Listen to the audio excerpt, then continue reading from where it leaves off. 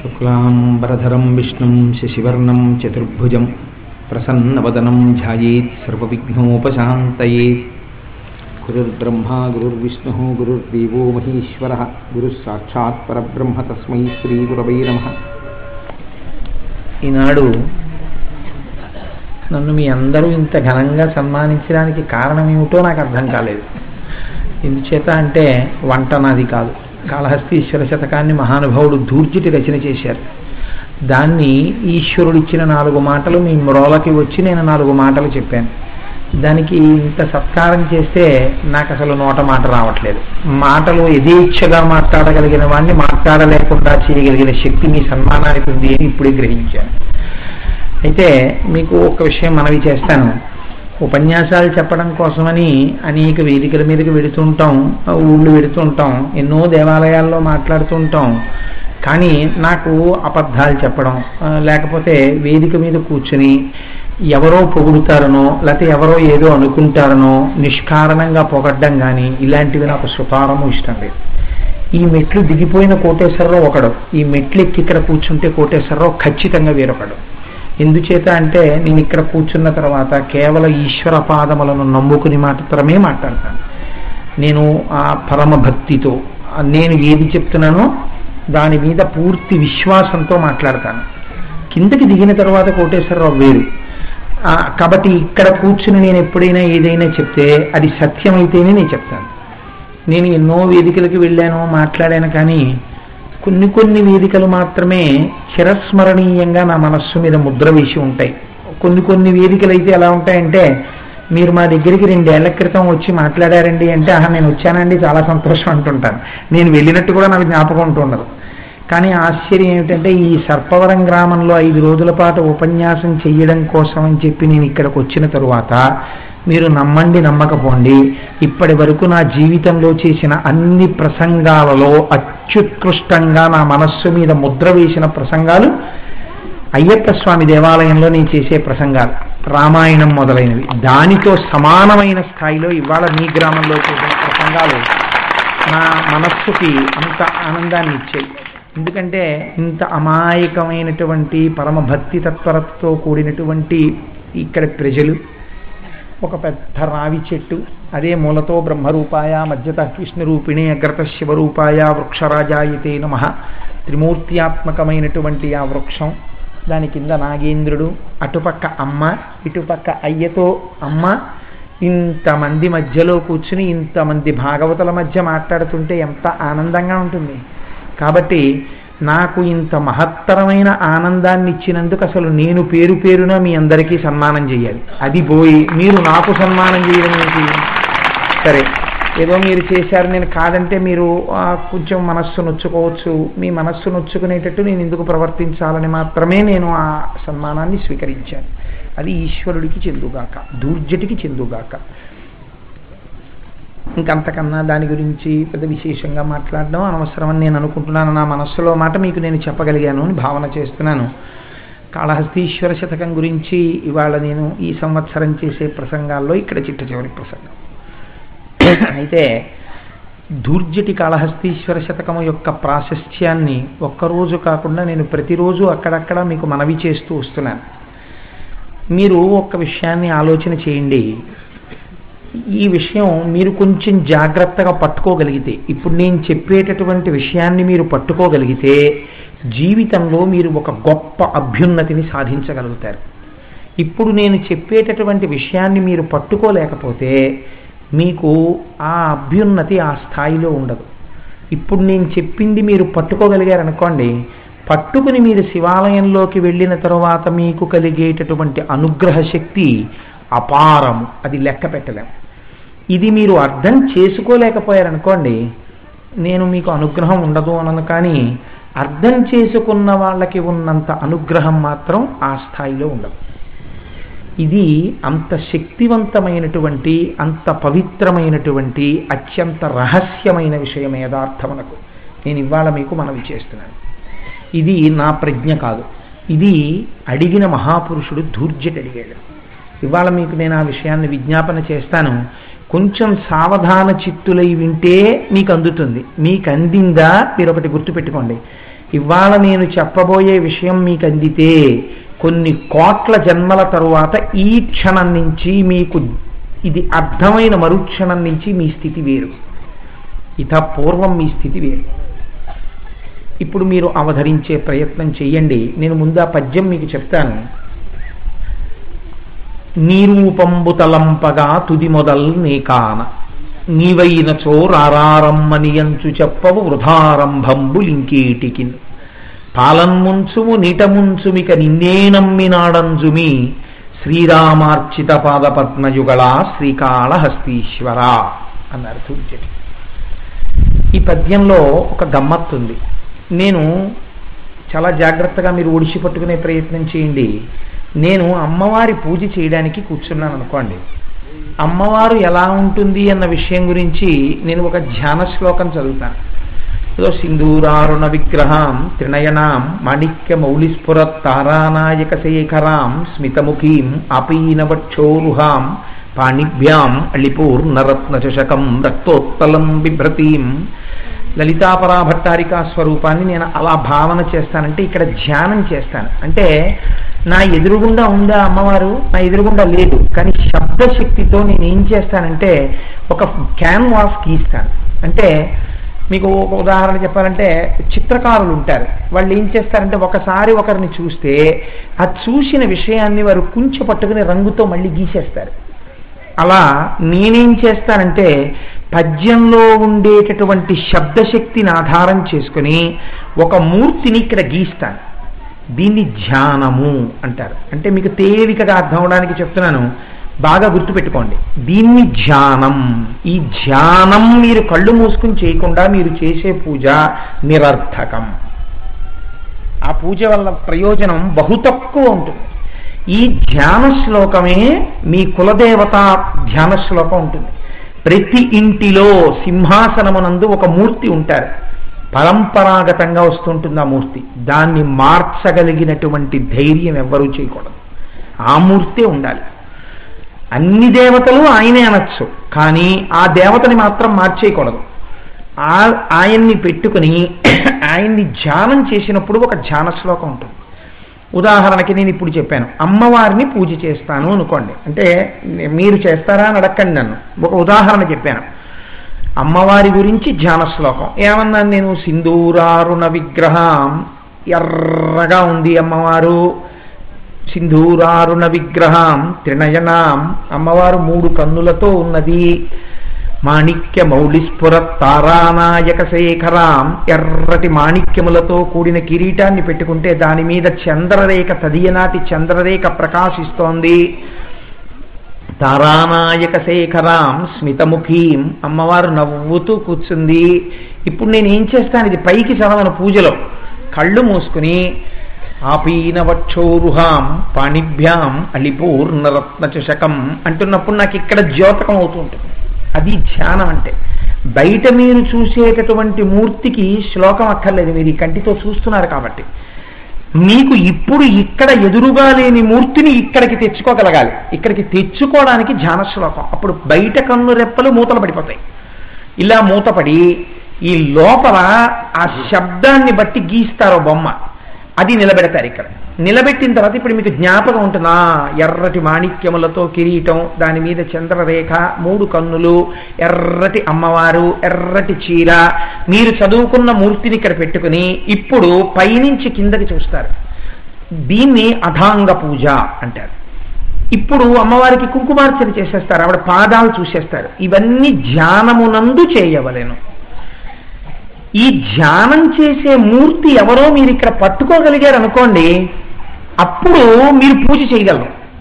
లేకపోతే మీకు అర్థం కాలేదనుకోండి, ధ్యాన శ్లోకం ఏదో చెప్పేశారనుకోండి, సింధూరారుణ విగ్రహం త్రినయనాం మాణిక్య మౌళిస్ఫురత్ తారానాయక శేఖరాం స్మితముఖీం ఆపీన వక్షోరుహాం అంటే ఏంటంటే నేను అడిగాను అనుకోండి, ఏమోనండి నాకు తెలియదు, ఎవరో చెప్పారు చదివానండి అన్నారు.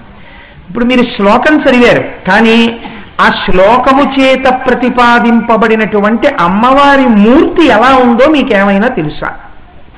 మీకేం తెలియదు.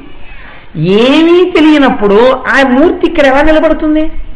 మీరు ఎలా ఉన్నారో ఇంతకుముందు అలాగే ఉంటారంటే ఆ మూర్తి ఏమీ ఇక్కడ నిలబడదు కొత్తగా. కాబట్టి ఇప్పుడు మనస్సు ఎక్కడ లగ్నమైంది? ధ్యానం అని పేరంతే. కానీ ధ్యానం అని పేరు చెప్పినా ఎక్కడ నిలబడింది? నిలబడలేదు. అమ్మవారి గురించి ధ్యానం చేసామనుకోండి, మనస్సుని నిలబెట్టడం తేలిక. ఎందుకంటే ఆ మూర్తి మీకు తేలిక దొరికిపోతుంది. ఆ కిరీటం పెట్టుకుంది, ఎర్రగా ఉంది, ఎర్ర చీర కట్టుకుంది, ఇవన్నీ మీకు అర్థమైపోతుంది ఒకసారి గుళ్ళో చూస్తే. అప్పుడు చూశాం కదా, అలా ఉందన్నమాట అమ్మవారంటారు.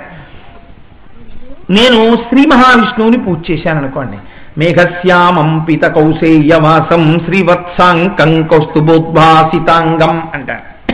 అంటే నల్లటి మేఘం ఎలా ఉంటుందో అలాంటి రంగుతో పట్టు పీతాంబరం కట్టుకుని ఉన్నాడు. ఇప్పుడు కూడా నాకు అర్థమైపోతుంది, శ్రీ మహావిష్ణువు ఇలా ఉంటారు. ఏ గుళ్ళోనూ చూస్తాను వెంకటేశ్వర స్వామిని, 4 భుజాలు ఉంటాయి, ఇలా శంఖచక్ర గదా పద్మాలు పట్టుకుంటారు. ఇక్కడ నేను బొమ్మ గీసుకోగలను, ఇక్కడ ధ్యానం చేయగలను. బాగా పట్టుకోండి, ఇప్పుడు చెప్తున్నాను. మీరందరూ శివాలయానికి వెళ్తారు కదా, శివాలయానికి వెళ్ళని వాళ్ళు లేరు, అందరూ శివాలయానికి వెళ్తారు. శివాలయంలో అభిషేకం చేసే ముందు ధ్యాన శ్లోకం ఏమి నాకు చెప్పండి. ఏమిటి ధ్యాన శ్లోకం? మార్చుకోవచ్చా? విష్ణు పూజ చేసేటప్పుడు మార్చుకోవచ్చు. ఎందుకనంటే ఇప్పుడు నేను ఉపన్యాసానికి ప్రారంభంలో ఒక శ్లోకం చెప్తుంటాను ఎప్పుడు. ఆ శ్లోకం చెప్పచ్చు వెంకటేశ్వరుడి మీద, లేదా మేఘశ్యామని చెప్పుకోవచ్చు, లేదా కస్తూరి తిలకం లలాట పలకే అని కృష్ణుడిగా చెప్పుకోవచ్చు, లేదా ఆపదామపహర్తారం అని రాముడిగా చెప్పుకోవచ్చు. శివాలయంలోకి వెళ్ళి శివలింగాన్ని చూస్తున్నప్పుడు ధ్యాన శ్లోకం అభిషేకం చేసే ముందు మీ ఇష్టం వచ్చింది మీరు చదవడానికి అవకాశం ఉన్నదా? అలా కుదరదు. ఎందుకు లేదు అంటే అది యజుర్వేదము చేత ప్రోక్తము, అలాగే చూడమని చెప్పింది వేదం. ఎలా చూడమని చెప్పింది? ఇక్కడే అభిషేకం చేసినప్పుడు అర్థమైన వాడికి, అభిషేకం చేసినప్పుడు అర్థం కాని వాడికి పెద్ద తేడా వచ్చేస్తుంది. శివాలయంలో అందరూ శివాలయానికి వెడతారు. శివాలయానికి వెళ్ళే కొంతమంది అపారమైన శక్తి పొందేస్తారు, కొంతమంది బహు తక్కువ శక్తి తీసుకుంటారు. ఎందుకు తీసుకుంటారు? ఇప్పుడు మీరు చాలా జాగ్రత్తగా పట్టుకోండి పద్యాన్ని, ఈ శ్లోకాన్ని. ఆపాతాళ నభస్థలంత భువన బ్రహ్మాండమా విస్ఫుర జ్యోతిస్ఫాటిక లింగమౌళి విలసత్పూర్ణిందో అంతామృతై అస్తోకప్లుతమేకమీశమనిశం రుద్రాను వాకాన్ జపన్ ధ్యాయేత్ ఇప్సిత సిద్ధయే. మధ్యలో పెట్టేశారు తీసుకెళ్ళి, ధ్యాయేత్ ఈప్సిత సిద్ధయే ధ్రువపదం విప్రోభిషించేత్ శివం బ్రహ్మాండం వ్యాప్తదేహ భసిత హిమరుచాభాసమానా భుజంగై కంఠే కాళా కపర్దా కలిత శశికలశ్చండ కోదండహస్తా త్రిక్షా రుద్రాక్షమాలా స్వలలిత వపుషశాంభవామూర్తిభేదా రుద్రాశ్రీ రుద్రసూక్త ప్రకటిత విభవాన ప్రయచ్చస్తు సౌఖ్యం. ఇది చెప్పి ఓం సించ మే మయశ్చ మే అనుకామశ్చ మే కామశ్చ మే సౌమనసశ్చ మే భద్రంచ మే శ్రేయశ్చ మే అనువాకాలు వెళ్ళిపోతాయి. ఇంకా ముందు చమకంలోంచి తీసుకొచ్చి ఇది చెప్పి తర్వాత అప్పుడు ముందు నమకం, అప్పుడు తర్వాత నమకంలోకి వస్తారు. నమస్తే అస్తు ధన్వనే బాహుభ్యాముతే నమః అంటూ అభిషేకం మొదలెట్టాలి. ఇందులో ఈ ధ్యాన శ్లోకం నేను చదివిన దాని యొక్క అర్థం లేకపోతే మీరు అభిషేకం చేసుకునేటప్పుడు ఈ శ్లోకం మీరు ఎప్పుడైనా చదివారా? చదవలేదు. ఏమంటే మేము చదవలేదు కదా, అయితే మరి మేము చేసిన అభిషేకాలన్నీ వృధా అయిపోయినట్టేనా? కాదు. ఎందుకు కాదు? ఆచార్యముఖేన శివాలయంలో ఉన్నటువంటి అర్చక స్వామికి మీరు అనుమతి ఇచ్చారు, వరుణి ఇచ్చారు, మీరు చెయ్యండి మా తరపున అభిషేకం. ఆయన చేస్తున్నారు. కానీ ఒక్కటి మాత్రం ఆయన చేయడానికి వీల్లేదు, మీరే చేసుకోవాలి. ఏమిటి చేసుకోవాలి? ధ్యానం మాత్రం ఆయన చేస్తానంటే కుదరదు మీకు. అభిషేకం ఆయన చేయగలరంతే. ధ్యానం ఎవరు చెయ్యాలి? మీరే చెయ్యాలి. ఏమంటే నాకు ఆ శ్లోకమే రాదు, మీరేమో ఇప్పుడు అంత పెద్ద శ్లోకం ఏదో చదివారు, ఆ శ్లోకం నేనెప్పుడు నేర్చుకోను, దానర్థం ఎప్పుడు తెలుసుకోను, నేనెప్పుడు చదవను అని మీరు అడుగుతారు. ఇది అసలు అడిగినవాడు లేడు. నేను చాలాసార్లు అనుకుంటాను, పైకి అనడం ఎందుకని నేను అన్నాను. శివాలయంలోకి వెళ్ళి వచ్చిన వాళ్ళు, అభిషేకాలు చేస్తామనే వాళ్ళు, మేము ఇన్ని అభిషేకాలు చేసాం, అన్ని అభిషేకాలు చేసాం, లేకపోతే మేము ప్రతి సోమవారం వెళ్ళి అభిషేకం చేయిస్తామన్న వాళ్ళకి, అయా మీకు ధ్యాన శ్లోకంలో ఏమర్థమైందండి అని అడగాలనుకుంటూ ఉంటాను. ఇది ధైర్యం ఉన్నవాడు కాబట్టి ధూర్జటి ఒక్కడే అడిగాడు శివుణ్ణి, ఏమిటయా ధ్యాన శ్లోకం అని అడిగాడు. ఏమిటా ధ్యాన శ్లోకం? ఆపాతాళ నభస్థలంత భువన బ్రహ్మాండమా విస్ఫురత్ పాతాళలోకం దగ్గర నుంచి పైన బ్రహ్మాండం ఎంతవరకు ఉందో అంతవరకు నువ్వు ఉన్నావా? అదే శివలింగం. అలా వ్యాపించి శివలింగం ఉన్నది. అది జ్యోతిర్లింగము. ఏమిటి జ్యోతిర్లింగం? మీకు అక్కడ ఏం దీపం కనపడుతోంది జ్యోతిర్లింగానికి? అది ఏమైనా దీపంలా ప్రకాశిస్తోంది ఏంటి? అది మామూలుగా నల్లగా ఉందంతే శివలింగం. మరి జ్యోతిస్ఫాటికలింగ, జ్యోతిర్లింగమై ఉన్నది. ఇప్పుడు దానికి తల మీద ఏమున్నది? మౌళి విలసత్పూర్ణేందు అంతామృతై. ఆయన అలా వెళ్ళిపోతే ఆ పైన తల మీద ఒక చంద్రవంక ఉన్నది, చంద్రబింబము. అది కరిగి అమృతము ఆయన మీద పడుతోంది. అలాంటి శివుణ్ణి నువ్వు ధ్యానం చెయ్యి. ఇప్పుడు చేస్తే అభిషేకం నీకు ఫలితంలోకి వస్తుంది. నువ్వు అలా ధ్యానం చేయలేకపోతే అసలు నీకు ఆ మూర్తి అందలేదు, ఇక్కడ క్యాన్వాస్ గీనే లేదు, నువ్వు ఇంకా అభిషేకం ఏమిటి?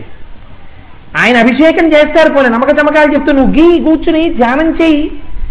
ఏమిటి చేయనండి? పోనీ ఏదో మూర్తి కిరీటం ఉంది, ఎర్ర చీర కట్టుకుందంటే దొరుకుతుంది. పాతాళం దగ్గర నుంచి బ్రహ్మాండం వరకు పెరిగిపోయి దాని మీద చంద్రవంక కరుగుతోందా? అంతటా నిండిపోయి బ్రహ్మాండమామి స్ఫురత్తో కోడిగుడ్డులో ఉందా? అదేనా శివుడు అంటే? భావన చేయి మనసులో. ఏమిటా శ్లోకం? ఎవడు భావన చేయగలడు ఇప్పుడు? పాతాళలోకం దగ్గర నుంచి ఆ బ్రహ్మాండం వరకు అంతా కలిసిపోయి ఓ కోడిగుడ్డు అయిపోతే, ఈ కోడిగుడ్డు మీద చంద్రుడుంటే, చంద్రుడు కరిగి అమృతం పడితే ఈ కోడిగుడ్డంతా తడిసిపోతే అదే నేను చూస్తున్నటువంటి శివలింగం అని మీరు ఇక్కడ భావన చేస్తుంటే, అక్కడ ఆయన అభిషేకం చేసేస్తుంటే మీరు అలా చూస్తూ కూర్చోవడం కాదు, మీరు కళ్ళు మూసుకొని ఆయన మళ్ళీ మీ దగ్గరికి వచ్చాయా మంత్రపుష్పానికి లేవండి అనే వరకు మీరు చేయవలసింది అది. మీరు కళ్ళు మూసుకుని లోపల అలాగే ధ్యానం చెయ్యాలి. ఇప్పుడు దూర్జట ఒక్కడే అడిగేది విషయం. ఇలా అడిగిన వాడిని నేను ఇప్పటి వరకు చూడలేదు. నేను యథార్థంగా చెప్తున్నాను. అసలు చాలా కాలం నాకే ఉండేదాన్ని ఈ అనుమానం, ఏమిట్రా ఈ ధ్యాన శ్లోకం అసలు అనుకునేవాడిని. పెద్దల అనుగ్రహం, గురువుల అనుగ్రహం అందిందనుకోండి. ఇప్పుడు మీకు ఒక్క విషయం నేను మనవి చేస్తాను చూడండి. ఇది మీకు ధ్యానమునందు అందే విషయమేనా అందాలి. కాబట్టి ఆయన అన్నాడు, దూర్జటి ఏమిటయా శివ, నీ దగ్గరికి వచ్చి కూర్చుంటున్నాను నేను, బోలెడంతమంది వచ్చి పాల ప్యాకెట్లు ఇచ్చేవాళ్ళు, ఏదో పలరసాలట్టుకు వచ్చేవాళ్ళు, అభిషేకం చేసుకుంటున్నామని టికెట్లట్టుకు వచ్చేవాళ్ళు, అక్కడ కూర్చునేవాళ్ళు, వీళ్ళందరినీ పట్టుకెళ్ళి వాళ్ళేమో ఓ అభిషేక మంత్రాలు చదివేస్తున్నారా వాళ్ళు? ఏమిటి చెప్తున్నారు? పోనీ అభిషేకం చేసేటప్పుడు మీరు ఎప్పుడైనా గమనించండి. ఏమిటండి మీరు చెప్పే అభిషేక మంత్రానికి అర్థం ఏమిటంటే? అభిషేకం అంటే మీరు ఏమిటనుకుంటున్నారు? అభిషేకం అంటే స్నానం. స్నానం చేసేటప్పుడు నాకు మంత్రాలు ఉన్నాయా? ఆయనకి మంత్రాలు ఉంటాయి. పోనీ ఆ మంత్రంలో అయ్యా నువ్వు బాగా చల్లగా ఉండి మమ్మల్ని చల్లగా చూడు తండ్రి అని ఏమైనా ఉన్నాయని మీరు అనుకుంటున్నారా? అవేమి ఉండవు. అమ్మ వాచ్య ఈద్రియాయ చాతప్యాయ చ రేష్మియాయ చ ఫేమ్యాయ చ సికప్యాయ చ ప్రవాహ్యాయ చ విద్యుత్యాయ చ మేఘ్యాయ చ. అలా మంత్రాలు వింటుంటే రుద్రాధ్యాయం విచిత్రంగా ఉంటుంది. మంచి వేడితో ఉండే వేసంకాలం నువ్వే, మంచి చలిగా ఉండే చలికాలం నువ్వే, మంచి వర్షాలు పడే వర్షాకాలం నువ్వే, నది పక్కన ఉన్న గడ్డి నువ్వే, నదిలో నీళ్లు నువ్వే, ఆకాశంలో మేఘం నువ్వే, మేఘం మీద మెరుపు నువ్వే. ఏమిటి అదంతా? అది చెప్తూ అక్కడ పాలు పోసేయ్యా, పెరుగు పోసేయ్యా, నెయ్యి పోసేయ్యా, పంచదార పోసేయ్యా, ఇవన్నీ కలిపి సోమసూత్రంలోంచి బయటికి వెళ్ళిపోను. ఏమిటి అభిషేకం? ఏమిటి ధ్యానం? దీనివల్ల ఏమిటి ప్రయోజనం? పైగా ఏం చెప్తున్నారు ధ్యానంలో? అభిషేకం చేస్తే తీరుతుందంటలేదు మీ కోరిక. అభిషేకం నువ్వెందుకు చేయడం? అర్చక స్వామి చేస్తారని ఇదేంటి నీకు చేత కాదా నమ్మక చమకాలు చెప్పి చేయడం? అభిషేకం చేయడం పెద్ద ప్రక్రియ అండి. ఎలా పడితే అలా చేయడానికి వీల్లేదు అభిషేకాన్ని. అభిషేకం చేయడానికి ఏ పదార్థం తర్వాత ఏ పదార్థం వాడాలో, దేంతో మొదలుపెట్టి దేంతో పూర్తి చేయాలో శాస్త్రం ఉంది. అలాగే చేయాలి అభిషేకాన్ని. మన ఇష్టం వచ్చినట్టు చేయడానికి కుదరదు. కాబట్టి అలా చేయడానికి అర్చక స్వామి ఉన్నారు. మీ ప్రజ్ఞ నా ప్రజ్ఞ అక్కర్లేదు. ధ్యాయేత్. మరి నేనేం చేయను? నువ్వు అలా ధ్యానం చేస్తూ కూర్చో. ఈ సిత సిద్ధయే, నీ కోరికలన్నీ తీరిపోతాయి. చాలా బాగుందండి మీరు చెప్పింది, చాలా గొప్పగా చెప్పారండి వేదంలో. కానీ ఇక్కడే వచ్చేసింది గొడవంతా. నీ రూపంబు తలంపగా తుది మొదలు నే కాన. నువ్వేమో పాతాళలోకం నుంచి అక్కడ వరకు ఉన్నావు కోడిగుడ్డాకారంలో అంటావు. అసలు అది ఏడు జరిగి తుది ఎక్కడ మొదలెక్కడ? ఇదిగో ఇక్కడ మొదలవుతోంది పాతాళంలో అనడానికి నేను చూసి వచ్చాను. ఆ పాతాళలోకం పైన ఎక్కడో ఉంటుందండి మొదలని చెప్పడానికి చంద్రబింబం దాకా నేను వెళ్ళొచ్చానా ఎప్పుడైనా? నేను చూసింది ఏమన్నా చెప్పు. ఎర్ర చీర కట్టుకుందంటే నాకు తెలుసు ఎర్ర చీర ఎలా ఉంటుందో. ఎర్రగా ఉంటుందంటే నాకు తెలుసు, ఎర్రగా ఉన్న వాళ్ళని చూశాను కాబట్టి. ముక్కుకి నత్తు ఉంటుందంటే నాకు తెలుసు, ముక్కు నత్తు ఎలా ఉంటుందో. కిరీటం పెట్టుకుంటే నాకు తెలుసు, ఇప్పుడు పెట్టిన కిరీటంలో ఏదో కిరీటం, మాణిక్య కిరీటం ఒకటి ఉంటుందని నాకు తెలుసు. అంతేకాని ఏమిటిది, పాతాళం దగ్గర నుంచి బ్రహ్మాండం వరకు అంతా నిండిపోయిన కోడిగుడ్డు, దాని మీద చంద్రుని అమృతం, అది తడిసిపోతూ ఉంటుంది. అది తడిసిపోతున్నది నువ్వు భావన చేయి, నీ కోరికలన్నీ తీరిపోయాయి, అభిషేకం వాళ్ళు చేస్తారు. ఏమిటే ఇది, నీ రూపంబు తలంపగా తుది మొదలు నీ కాన. నువ్వేమంటున్నావు, అలా ధ్యానం చేయి నీ కోరికలు తీరుతాయి అంటున్నావు. నాకు అసలు తుది కనబట్టలేదు, మొదలు కనబట్టలేదు, నేను ఏమిటి ధ్యానం చేయను. ఫోన్లేవయ్యా, అలా నీకు కనపడకపోతే ఏం పర్వాలేదు, నీకు ఇంకో మాట చెప్తానని ఎప్పుడైనా చెప్పావా నువ్వు? తుది మొదలు నీ కాన, నీవైనచో రా రా రమ్మను అంచు చెప్పవు. పోనీ అయ్యో నాన్న దూర్జటి నీకు అర్థం కాలేదా, దా నీ చెప్తాను రా ఎలా ఉంటుందో అని ఎక్కడైనా చెప్పావా? ఏమీ లేదు. ఏమిటి అభిషేకం అని అసలు అర్థం కాదు. రారమ్మని అంచు చెప్పవు వృధారంభంబులింకేటికిన్. ఇంక నేను అభిషేకమేం మొదలెట్టను, అభిషేకమేం పూర్తి చేయనయా. ఏమిటి అభిషేకం, ఎలా చేయమంటావు నన్ను శివ? నీ పూజ విష్ణు పూజ అంటే ఏదో ఓ పూలదండ వేస్తాను, 4 తులసి దళాలు వేస్తాను, 4 నామాలు చెప్తాం, హారతిస్తాం, హాయిగా ఉంది. ఏమిటి గొడవ, ఏమిటి ధ్యాన శ్లోకం? అసలు ధ్యానమే అందట్లేదు. అభిషేకం అయిపోయింది, ప్రసాదం తీసుకోండి అని ఆయన అంటున్నారా? నాకు ఇక్కడ ధ్యానంలో మీరు చెప్పిన శ్లోకం ఏమీ నాకు ఇక్కడ అర్థం కాలేదా? ఇంక ధ్యానం చేస్తే నీ కోరిక తీరిందా? నువ్వు ధ్యానం చేయలేదు కాబట్టి నీ కోరిక తీరలేదా? ఇంకెందుకు అభిషేకం? కాబట్టి తుది మొదలు నే కాన, నీవైనచో రా రా రమ్మని అంటూ చెప్పవు వృధారంభంబులింకేటికిన్. అలా అని నిన్ను వదిలేస్తాననుకున్నాయండి. నువ్వు చెప్పలేదు అందుకు నేను రానంటాను అనుకుంటున్నావేమో. నేనేం రావడం మనం రోజు వస్తాను, నువ్వు చెప్పలేదు ఓ రోజున. పాలం ముంచుము నీట ముంచుమిక నిన్నే నమ్మినారంజుమి.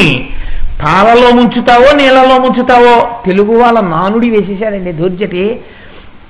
అయ్యా నాకు ఇంకో దిక్కు లేదండి, పాల ముంచినా నీట ముంచినా మీదే భారం అంటాడు. ఎందులో ముంచినా చావే. పాలల్లో ముంచేస్తే చచ్చిపోడేంటి, నీళ్ళల్లో ముంచేసిన ఊపిరాడదు, పాలల్లో ముంచేసి.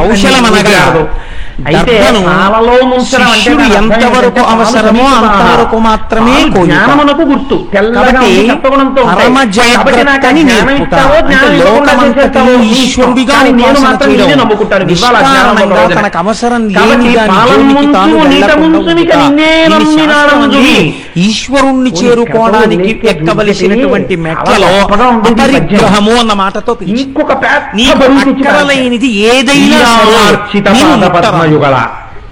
నీకు మడిబట్టతో పూజ చేసుకోవడానికి ఒక వస్త్రంతో నువ్వు చెయ్యగలిగినప్పుడు కోటి పట్టు పురుగుల్ని చంపే పట్టు పంచతో నీవు చేయరా. ఈ పద్యం అండి నిజంగా అపరిగ్రహము, అనవసరముగా సృష్టిలో దేనిని తీసుకొనకుండా ఉండుట. ఈ బుద్ధిని ఎవరు నేర్పుతారో తెలుసా అండి? కౌశలాన్ని గురువు నేర్పుతాడు. అందుకే దర్భల కొయ్యడంతో మొదలు గురువు గారి దగ్గర. నేను ఇప్పుడు మీకు యజుర్వేదాన్ని ఈశ్వరుడు గురువు శిష్యుడికి ఎలా నేర్పాడో ఉపాసన అంత అందంగా వీడి ఖాతాలో పడిపోయి ఉన్నటువంటి కొన్ని కోట్ల జన్మల నుంచి చేసిన పాప పుణ్యములన్న పర్వతములను కాశీలో అడుగు పెట్టగానే చూస్తాట. వీడికి ఏముంది పాపం, ఏముంది పుణ్యం, ఏమిటి వీడి గత జన్మ? ఓ అంతకుముందు అంతకుముందు అంతకుముందు ఖాతాలో ఎంత ఉన్నది పాప పుణ్యములు ఉన్నాయి. దగ్గర నుంచి అనంతముగా పడిపోయింది రాశి. ఏం చేస్తాడో శివశబ్దం గురించి చెప్పాను. స్వతంత్రుడు, ఇలా ఎందుకు చేశామని అడగగలిగిన మనగాడు వీడు. కేవలం పట్టణములో అడుగు పెట్టినంత మాత్రం చేత మీరు కౌశలమున ఒడిసి కర్షణ కావించి సుడియ చేయ. మీరు చేసిన కర్మల రూపములో నేను చేస్తున్నానని చేయడం వల్ల మిమ్మల్ని బంధించడానికి ఏర్పడినటువంటి పాప పుణ్యములను ఉత్తరక్షణమునందు కాశీపట్టణమునందు అడుగు పెట్టగానే ధ్వంసం చేసేస్తాడు. అయిపోయినంత పేజీ చింపేస్తాడు. కోడిగుడ్డులా ఉంది. ఇంకా పాప ఆయన అప్పు తీసుకున్నాడు, ఏదో అనారోగ్యం పాలైపోయాడు, అప్పు తీర్చలేమోనని బెంగెట్టుకుంటున్నాడు. ఉదారుడై వెళ్ళన్నాడు, ఏమయ్యా ఎటువంటి వాడివో నాకు చాలా మంచివాడివి, నీ కర్మ తీర్చలేని స్థితి వచ్చింది, చాలా ఇబ్బందిలో ఉన్నావు, ఇంకా నువ్వు నా అప్పు తీర్చక్కర్లేదన్నాడు. ఏం చేస్తున్నాడో తెలుసా? అమ్మో పొద్దున్న మీ అబ్బాయి అడిగితే లేకపోతే మీ బుద్ధి మారి మళ్ళీ అడిగితే అనుకుంటారేమో ఉన్నది అని ఆయన ఎదురుగుండాలి. ప్రోలోడ్ చింపేశాడు. మంచంలో పడున్నవాడు గమాల లేచాడు, అమ్మాయి అప్పు తీరిపోయి. చంద్రునికి అప్పు పుచ్చుకున్నానని రాసినటువంటి ప్రోనోటు చింపడం చింపినటువంటి వ్యక్తికి కారుణ్యం తప్ప జరుగుతుందా? ఇంకొకటి లేదు. ఆరోగ్యంతో మళ్ళీ తిరిగితే చాలు, పోతే పోయిందో లక్ష రూపాయలు కిరణములతో ఉంటాడు. ఎందుకు చింపేశాడు? ఇచ్చిన డబ్బు తంది, నువ్వు ఎందుకు చింపేశావు? కోర్టులో కేసు ఎవరైనా పోలీస్ స్టేషన్ లో కేసు ఎక్కడ? నా డబ్బు నా ఇష్టం, చల్లటి కిరణములతో నాకు ఆయన అంటే ఇష్టమయ్యా. ఇప్పుడు ఈ చల్లటి కిరణములతో ఉండేటటువంటి వాడు కాశీలోకి వచ్చాడయా, నేను చెప్పాను కాశీలోకి వచ్చి చింపేస్తాను. అదేంటంటే కాశీలోకి వచ్చి చింపేస్తాను అడగడానికి నా ఇష్టం, నీ చెప్పాను. అది మొదటి పట్టణం, అది సృష్టి చేసినప్పుడు నేను ప్రతిజ్ఞ చేశాను, ఎవడిక్కడికి వస్తున్నాడో వాడి పాపములను ధ్వంసం చేసేస్తానని చెప్పాను. చేసేస్తానంతే, నీకు అనుమానమా? అందుకే కాశీలో ఉన్నాడనుకోండి, కర్మ చెయ్యడా చేస్తాడు, కానీ పాపం లేదు పుణ్యం లేదు, వాడికి ఏ జ్ఞానం అక్కర్లేదు, అక్కడే పశువుగా ఉండనివ్వండి. అందుకే చచ్చిపోతే కాశీ వెళ్ళి చచ్చిపోమని. తిరిగి చచ్చిపోయేటప్పటికి కూడా ఏమి ద్రవరూపాన్ని పొందుతాడు.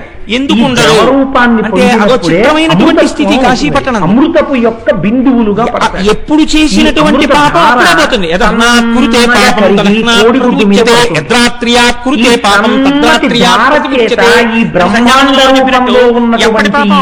పోతుంది. వాడు ఊపిరి వదులుగా అనే వాటికి వాడికి పాపం లేదు పుణ్యం లేదు. ఇప్పుడు వాడు ఏం చేయాలి? మోక్షం పొందాలి. ఇవాళ కాదు, కాదు, పగలు కాదు, ఎప్పుడూ సంసార బాధ్యతలు తీరిపోతే కాశీకి వెళ్ళిన వాడు కాటికి వెళ్ళినట్టే. మరి ఈ శరీరం అక్కడ వదిలేయడానికి అవకాశం వస్తుంది ఏమిట్రా? ఎందుకు వచ్చింది? ఇదే ఆఖరి జన్మ.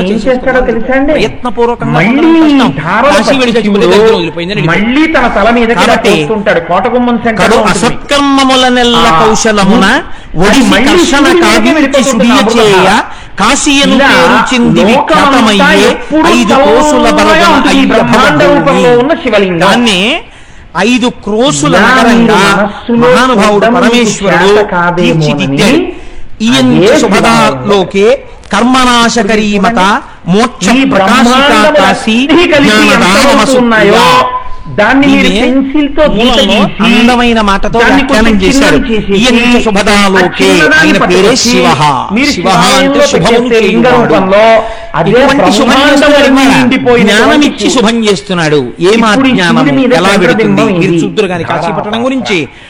కర్మనాశకరీమత, చేసినటువంటి కర్మలన్నీ, కర్మల వలన జన్మించినటువంటి పాపపుణ్యములన్నీ దగ్ధమవుతున్నాయి. మోక్ష ప్రకాశికా కాశీ, మోక్షమును ప్రకాశింపచేసినది కనుక కాశీ. జ్ఞానదామమ సుప్రియ, అది జ్ఞానమిచ్చేటటువంటి క్షేత్రము కనుక అది నాకు అత్యంత ప్రియమైనటువంటి పట్టణమైనది.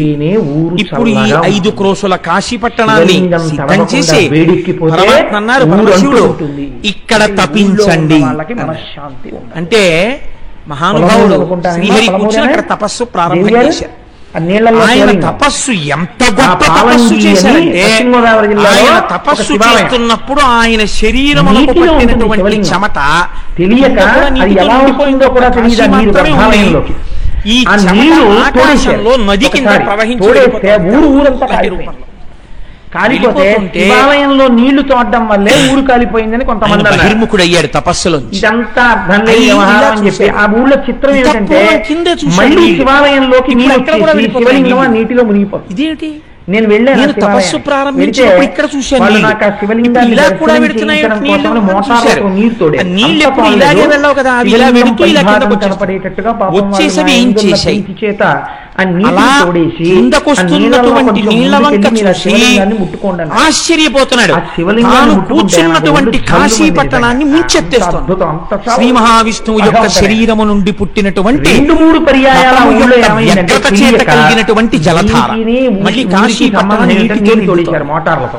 ఇప్పుడు శంకర నీరంతా పైకి రాగానే కాశీ పట్టణం విష్ణువు యొక్క తపము వలన కలిగిన జలధారల యందు మునిగిపోతోందని తన త్రిశూలము చేత పట్టి ఉండి నేను కొంతమందిని ఇప్పుడు దానికి త్రిశూల స్పర్శ పైకెత్తి నీళ్ళలోంచి భూమి పైకి వస్తే హారతితో శివలింగం దగ్గర భూమి పైకి లేస్తోంది. నైవేద్యం పెట్టేస్తారు. ఆశ్చర్యంతో ఇలా అండంలో చెవికి పెట్టి నీటిలో శివలింగం ఎక్కడుందో మీరు పాత్రని బట్టి గుర్తు ఎక్కడ పడిందో అదే మణికర్ణికా తీర్థం. కాబట్టి నీటి బొట్టు శివలింగం మీద పడాలా పడకూడదా? పడి తీరాలి. ధ్యాన శ్లోకం చెప్తోంది, నువ్వెవరు కాదనడానికి. అక్కడ స్పష్టంగా చెప్పేస్తోంది పరమాత్మ శ్లోకం. త్రిశూలం మీద పైకి జాయేత్ చేశాడు. ఈప్సితసిద్ధయే. ఇప్పటి వరకు ఈ పతనాన్ని మాత్రమే అలా సృష్టించాను. ఏమంటాం? ఇప్పుడు చెప్తున్నాను, లోకం అంతా చల్లగా లయం ఉండాలని జరిగిపోయినప్పుడు లోకం అంతా లోకాలు చల్లగా ఉండాలంటే ప్రళయజలముల ఏంటి యందు అర్థం? ఈ లోకమంతా శివాలయాల యందు అభిషేకములు జరిగితే త్రిశూలమునికి పైన లోకం నిల్చుంది అంతా కాబట్టి చల్లగా ఉంటుంది. మన పట్టణం సనాతన మాత్రం ధర్మమునకున్న గొప్పతనం ఏమిటో తెలుసా అండి? కాబట్టి కాశీకి ఎవరు మా పక్షంలో ఉన్నారో వాళ్ళకే అభివృద్ధి కలగాలని ప్రార్థనలు చేస్తామని వారణాసి పట్టణం లోకం అంతా చల్లగా ఉండడానికి శివాలయంలో అభిషేకం అంతే. దేవతల సనాతన ధర్మమునందు వాళ్ళ వీళ్ళ అలా ఏముండదు, అందరికీ జరుగుతుంది. నిద్రలోకి వెళ్ళాడు. ప్రతి వాళ్ళకి ఉపకారం జరగవలసినదే. దాని కొరకే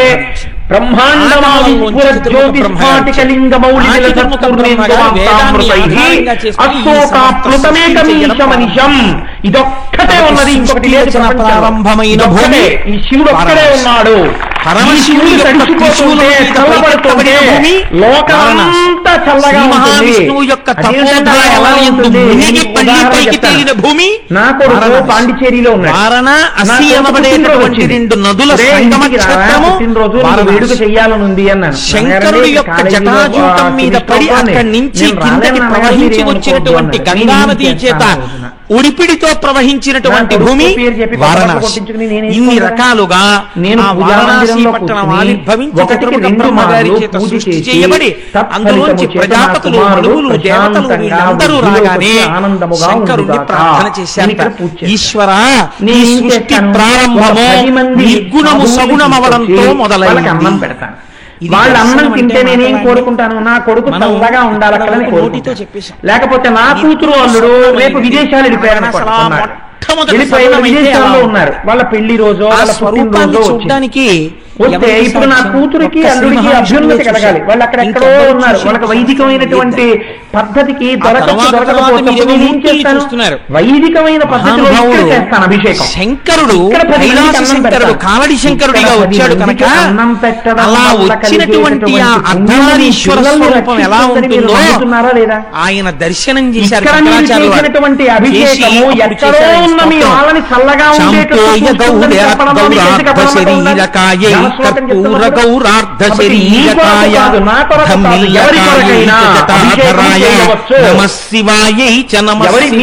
ఎవరికో సరిగ్గా ఒంట్లో బాగోలేదు.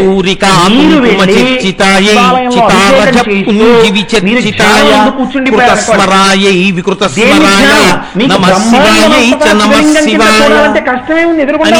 ఒక పక్క ఎర్రగా ఉన్న అమ్మవారు, ఒక పక్క తెల్లగా ఉన్న పరమశివుడు, మీద పడుతున్న విభూతి చేత అలంకరింపబడిన శంకరుడు, ఒకవైపు కస్తూరి తిలకంతో ఉన్న అమ్మవారు, ఇద్దరితో కూడినటువంటి ఆ అర్ధనారీశ్వర స్వరూపాన్ని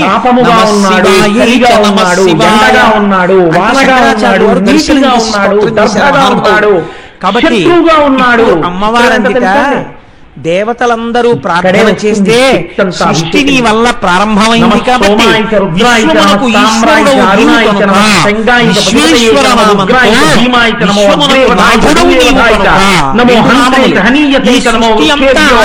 ఆయన ఏమైనా చెయ్యగలడు. ఎంతవరకు చెప్తారంటే అగ్రేవధాయత ముందు నిలబడి మిమ్మల్ని చంపేవాడు ఆయన తీసేసుకుంటాడు. అభిషేకం చేయగానే ఎవడరా వీడిని బాధ పెడుతున్నవాడు మీ మీద బాధ పెడుతున్నవాడు అటు తిరిగి దూరంగా ఉండి బాధ పెడుతున్నవాడు తండ్రి రూపంలో ఉండి సుఖం ఇచ్చేవాడు ఆయన. నమ శంభవేచ ఇంతకుముందు లేని సుఖాన్ని ఇప్పుడు ఇచ్చేవాడు ఆయన. నా ఇంట్లోనే నేను ఎక్కడి నుంచో శ్రీకాకుళం వాడేస్తాడు. పాయసం శివుడను నారాయణుడను నాకే ఇలా ఏదో రమణ మహర్షి గురించి చదివాను. ఇవ్వాల్టితో ఎందుకని కాబట్టి ఇప్పుడు నాకు చెప్పండి, తనలోకి లయకారుడని పేరు. జ్యోతిర్లింగం చూడడానికి చాలా జాగ్రత్తగా గుర్తుపెట్టాలి. అందుకే అమరకోశం ఈశ్వర శబ్దాన్ని తనది కాని వస్తువు తనలోకి ఎలా తీసుకుంటాడు? ఎవడు సృష్టి సృష్టికి హేతువు వాడే తనలోకి తీసుకుంటున్నాడు. కాబట్టి విశ్వమునకు ఈశ్వరుడు పుట్టడానికి వెళ్ళిపోవడానికి మధ్యలో ఉండడం స్థితికాల లక్షణం. కాబట్టి ఉండడం కూడా ఆయన మూడు మూర్తులకు, మూడు లోకములకు, మూడు కాలములకు మూలమగుచు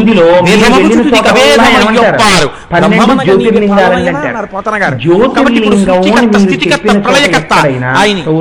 అటువంటి శంకరుడు ఈ సృష్టికంతటికి ఈశ్వరుడై ఉన్నాడు కనుక విశ్వేశ్వరుడై ఉన్నాడు.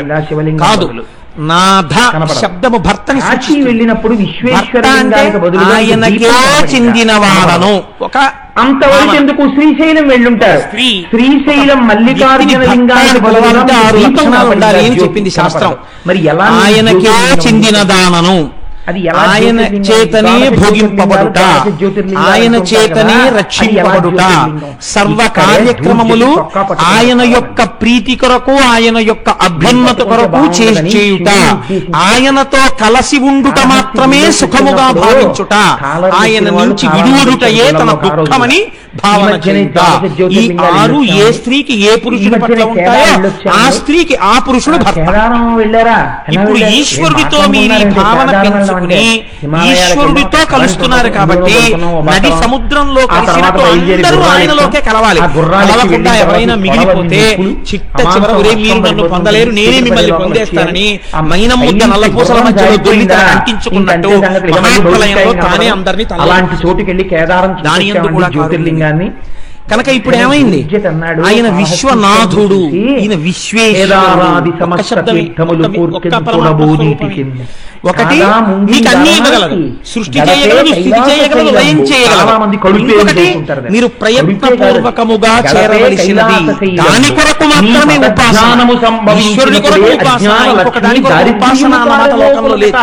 ఇప్పుడు ఆయన విశ్వనాథుడు, ఆయన అక్కడ శివలింగ రూపంలో విశ్వేశ్వరలింగంగా విశ్వనాథలింగంగా కాశీపట్టణంలో ఆవిర్భవించాడు. అందుచేత స్వయంభూలింగమైనది. అంటే ఇప్పుడు ఆయన అలా అవతరిస్తే అమ్మవారంటే అమ్మవారే పడనప్పుడే తనువుయందారూఢుయున్నప్పుడే కాంతాసంగము రోయనప్పుడే జరాక్రాంతముడే ఇప్పుడు చింతింపంబలనీపదంబుజములంతగానే ఒంట్లో సంబంధించినటువంటి చింతన జరగాలని ఆయన చెప్తున్నాడు. కేదారాది సమస్త తీర్థములు చూడబోనేటికిందని చెప్తున్నాడు. ఎవరి మాట అందరికీ మాట పరస్పర భిన్నమైన పద్యాలు పెళ్లి కొడుకుని తెలుసా అండి. ఇంకోళ్ళు వచ్చి ఇంట్లో ఓపిక ఉండగా తప్పకుండా తీర్థయాత్రకి వెళ్ళి తీరవలెను. ఇంతలో గోపాలకృష్ణ తీర్థయాత్ర చేసి తీరవలసినదే. కానీ కాబట్టి పని కింద మీరు పెట్టుకున్నారనుకోండి, వంటింట్లో ఆవిడ విని ఎందుకు పొద్దున్న 6కి పలహారం ఏమండం మొదలెడతాడంటే 12 జ్యోతిర్లింగాలు చూసేశానండి, మీరు చూశారా? టైం ఎక్కడుంది, ఎన్నింటికి నేను 4 చూశానండి. మీ ఆఫీస్కి మీరు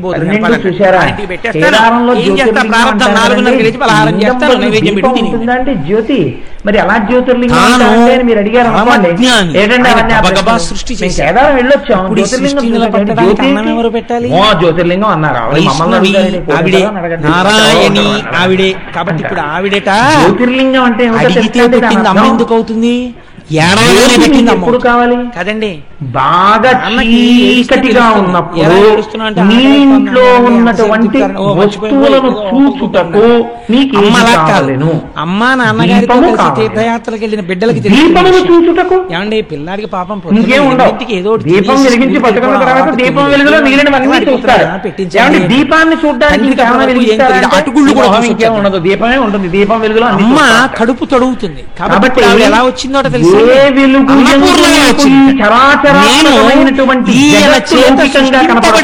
సమస్త లోకానికి అన్నం పెడతాను. తరగనటువంటి పాత్ర పట్టుకుని ఇలా పట్టుకుని ఉంటా అన్నమే పాప ఆవిడ మొదలు పెడతాడు. అమ్మా అయిపోయింది, వడ్డించేసాను వంట. 5 నిమిషాలకు 8 అయిపోయింది అనుకోండి, అమ్మా అనుకోండి అయిపోయింది, క్యారేజీ సదనం అయిపోయింది, నువ్వు తినేస్తే చాలు. పల్లెల్లో సర్దేశాను, కూర కూడా లేవు, 7 లేస్తావు. లేచింది ఆలస్యంగా పిల్ల, దానికోసం పప్పు అన్నం కూడా కలిపి పెట్టేది అమ్మ. కంగారు ఉండగా ఈయనేమో సంధ్యావందనం అక్కడ కూర్చుంటారు, ఫోన్లు వచ్చేవాళ్ళు వెళ్ళేవాళ్ళు, పిల్ల ఏడు తాపత్రయం అంతా మళ్ళీ ఏం వెలగవు. కాబట్టి నిర్వహణ కోసమని అన్నం పట్టుకుని వచ్చిందంటే కారుణ్యమూర్తి అయి మా అమ్మ. అమ్మ ఆవిర్భావం చూడండి ఎంత గొప్ప క్షేత్రమో ఆ కాశీ. శివశక్తియుం తనదు చూచి పూర్ణయను భస్వరనామము దైచి చేరి మునికాంతలెరింగి చలంగి జ్యోతిర్లింగ దర్శనం చేశారని గుర్తు. అది తెలియనంత కాలం జ్యోతి విశ్వభక్తనాగడి దివ్యలింగమయి వాసము జ్యోతిర్లింగ దర్శనం ఉంటుంది. కానీ అది జ్యోతిర్లింగ దర్శనమా కాదు. ఎందుకని జ్యోతిర్లింగం అన్నం పెడతానని మునికాంతలందరూ శివశక్తి అదే అన్నం పెట్టడానికి ప్రకృతిగా ముంగిలి వారణాసి ఒక్కడు ఏనుగు ముఖంబునముగాలతోడ నీ ఎక్కున పాలుగావా జగమంతయు బిడ్డలు కన్న తల్లి నేడెక్కడ నుండి చెప్పెదగో ఇనబింబము చంద్రబింబము దాని మీద పోస్తుంటాడు అభిషేక జలాలు. బిడ్డలమేగా భగవన్ విశ్వేశ్వరాయ మహాదేవాయ త్రయంబకాయ త్రిపురాంతకాయ రుద్రాయ నీలకంఠాయ సర్వేశ్వరాయ సదాశివాయ శ్రీమన్ మహాదేవాయ నమః. విఘ్నేశ్వరుడు ఒకరు సుబ్రహ్మణ్యుడు పాలు పోసిన పెరుగు పోసిన అమృతమే, అమృతమే, తేనె పోసిన అమృతమే, అన్ని చంద్రుడి నుంచి వస్తున్న అమృతాలు. మిగిలినవన్నీ మధుర పదార్థాలే, మధురాలన్నీ అమృతాలే. అందుకని దాని మీద పడుతున్నవన్నీ అమృతాలే. జబ్బు ఔషధాల వలన ఇప్పుడు ఈ అమృతం అంతా దేనికి తగిలింది? అమ్మవారి కోరిక తీర్చగలిగిన దాని మీద చేత పోషింపబడుతోంది ఆ తల్లి చేత. అన్నపూర్ణతత్వాన్ని చూసి పొంగిపోయారట మునికాంతలమ్మ. ఇవాళ యొక్క మంత్రశక్తి చేత అభిషేక శక్తి చేత పెడితే వెంటనే తినేసేవారు కాదు. ఒక్కసారి కూర్చుని నిత్యానందకరీ భయకరీ సౌందర్యరత్నాకరీ నిర్ధూతాఖిల ఘోర పావనకరీ ప్రత్యక్ష మహేశ్వరి ప్రాళేయాచల వంశ పావనకరీ కాశీపురాధీశ్వరి భిక్షాందేహి కృపావలంబనకరీ మాతా అన్నపూర్ణేశ్వరి అనేవారు. మంత్రం చెప్తారు, అభిషేకం ఒకరు పెద్దలు ఉంటారు సభలో, అయ్యా ఒక్కసారి ఒక్క పద్యం పాడండి. వారు ప్రారంభంలో ఒక్కసారి నిత్యానందకరీ వరా భయకరీ అని వారు పాడితే ఇప్పటికీ ఎన్నో మఠాల్లో అన్నదానం జరిగే శంకరాచార్య మహానుభావుడిది. ఆయన ఆ అష్టకంలో ఒక్క కనీసం ఒక్క పద్యం చదివి ఒక శ్లోకం చదివి అమ్మకి ఏం కావాలండి ప్రపంచంలో? అమ్మ 10,000 రూపాయలు పట్టుపట్టు అడగదు. అమ్మా అన్న మీరు చూడండి, అమ్మ దగ్గరికి అమ్మ బాగా ఎక్కువ కాలం బతకడానికి హేతు ఏమిటో తెలుసా? అమ్మా అమ్మా అమ్మా అమ్మా అని 10 మాటలు పిలవడమే. కడుపున పుట్టిన బిడ్డ ఎవరైనా సరే అమ్మని అమ్మా అమ్మా అమ్మా అని 10 మాటలు పిలవకపోతే అభిషేక ప్రక్రియ మాత్రం అమ్మని అమ్మ ఆయుర్దాయం తగ్గించిన వారే. లేదా లోపల చదువుతూ అభిషేక ప్రక్రియ ఆవిడ ఏం అడగదు మిమ్మల్ని. లేదా అడిగితే ఒకవేళ నిజంగా అటువంటి తత్వం ఉంటే ఆ దోషం ఆవిడతో ఉంటుంది. అలా అనడానికి శాస్త్రం ఒప్పుకోదు. కానీ మీరు మాత్రం అమ్మా అమ్మా అమ్మా అమ్మా నోరారా అనవలసిందే. ఆయన మాట అమ్మ ఆయుర్దాయాన్ని పెంచుతుందండి. అంత బిజీ డాక్టర్ అమ్మగారి దగ్గరికి వెళ్ళి మంచం మీద కూర్చుని అమ్మా లేచావా, అమ్మ తిన్నావా, బూర్లు ఉండారమ్మా తిను అంటే ఏం తింటాను, షుగర్ అంటే నేను ఉండగా నీకేటమ్మా తినే 2 బూర్లు ఇంజక్షన్ చేసేస్తాను. ఇందుకు రావు గారి మాటలకి బతికారు అమ్మగారు చాలా కాలం. అది సంస్కారం అంటే. కాబట్టి అమ్మా అని అనగలగాలి. నీ శరీరము ఆ తల్లి సర్వాణి నీకు అన్నం పెడుతోంది, పంట పండిస్తోంది. నా స్వామి అనుగ్రహం చేత అగ్నిహోత్రుడు పాచకుడై నీకు అన్నం వండాడు. నువ్వు తినేటప్పుడు ఒక్కసారి అన్నపూర్ణ అనకుండా తింటే కృతజ్ఞుడమైపోయావు. ఆయన దర్శనమునందు నమస్కరించుటయందు ఆయనతో భాషణయందు మహాత్ముడు బ్రతికున్న కాబట్టి మనం ఇదొక మంచి అలవాటు చేసుకుంటే మళ్ళీ మన పూర్వ వైభవం వస్తుంది. ఏదీ లేకపోయినా కృతజ్ఞత మీరు ఒక అలవాటు చేయండి. మీ ఇళ్లలో శుభకార్యాలైనప్పుడు మొట్టమొదట పంక్తి ఎందు మీరు పుస్తకం పట్టుకుని నిత్యానందకరి పరాభయకరి ఈ శ్లోకం వచ్చినా మీకు రాకపోయినా ఒక్కొక్క మాట చెప్తాం. మీరు చెప్పాను అభిషేకం చేయగలిగిన శక్తి లోకంలో అనావృష్టి అందరికీ చేస్తున్నాడు. కాబట్టి అన్నపూర్ణ అమ్మవారు వచ్చి 10 మందికి అన్నం పెట్టడానికి అక్కడ వెలిసిందిట. సరే అనవసరంగా గంగ అంటారా? గంగ గంగే వాల్మీకి రామాయణంలో వారణాసి అంటే శంకరుడు యొక్క శరీరమును తాకి కాబట్టి గంగ పవిత్రత కూడా మొట్టమొదట గంగ అవతరించినప్పుడు అందులో స్నానం చెయ్యలేక నీళ్లు తీసి చల్లుకోగానే పాపాత్ములు పైకి వచ్చారు. ఇది స్నానం చేస్తే పాపాలు పోయి. కాబట్టి అటువంటి గంగ వారణాసి పట్టణంలో ప్రవహిస్తోంది. మీరు ఒక్కటి చూడండి, మనం ఒక మాట అంటుంటాం కాశీ గంగ. విశ్వేశ్వరుని తెచ్చి తన ఇంట కట్టేశాడు. విశ్వేశ్వరుడు వచ్చి కూర్చున్నాడు ఇంట్లో. ఇంట్లో ఆయన కూర్చుంటే ఆ ఇంటి ముంగిట ఏం నడుస్తోంది? గంగ ప్రవహిస్తోంది. ఏదా గంగ? ఆయనే కరకరణాదులతో కదులుతున్న గంగ. శివమహాపురాణంలో చెప్పారు ఈ రహస్యాన్ని.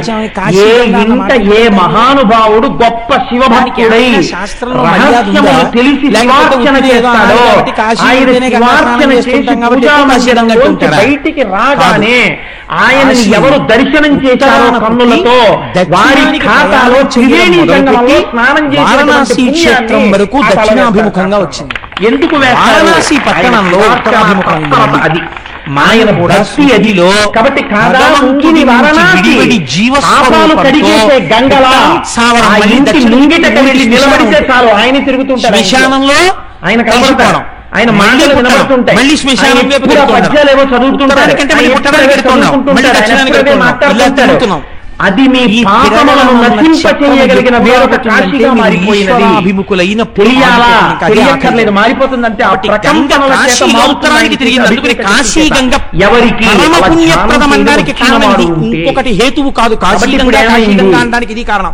గంగ ఇక్కడే మీకు నేను ఒక రహస్యాన్ని చెప్పాలి. కాశీలో ఉన్నటువంటి గంగ యందు స్నానం చేయడానికి కాశీపట్టణానికి శంకరాచార్యుల వారి యొక్క జీవిత చరిత్ర మొట్టమొదట వారణాసి క్షేత్రానికి గంగలో స్నానం చేయడానికి అడుగులు వేస్తుంటే తరంగములు ఎంతో సంతోషంగా ముందుకు వచ్చేట. ఎందుకని ఆనాడు ఎవరు తల మీద పట్టి ఇంత పవిత్ర నమ్ము చేసి లోకము యొక్క పాపములు కలగడానికి కావలసిన శక్తిని కటాక్షించాడో వాడిప్పుడు లోకములకు మర్యాద నేర్పడం కోసమని చెప్పి నివృత్తి మార్గాన్ని ఉపదేశం చెయ్యడం కోసమని ఒక గురువుగా వచ్చి వాడేనా ఎందు స్నానానికి వస్తున్నాడని పొంగిపోయింది ఆ రోజున గంగా తరంగాలు.